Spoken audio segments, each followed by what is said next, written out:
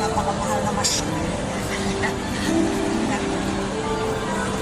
Tapos yung mga machine na yun, madali nasira, mga made in China. May ganyan na dali ang kapatid ko sa recto. Yung mga ganyan. Pero ito, na-hypnotize siya.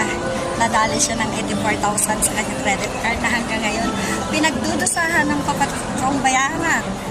Yung mga ganyan, sa ano yun? Sa isitan recto, nadali siya ng ganyan. Massage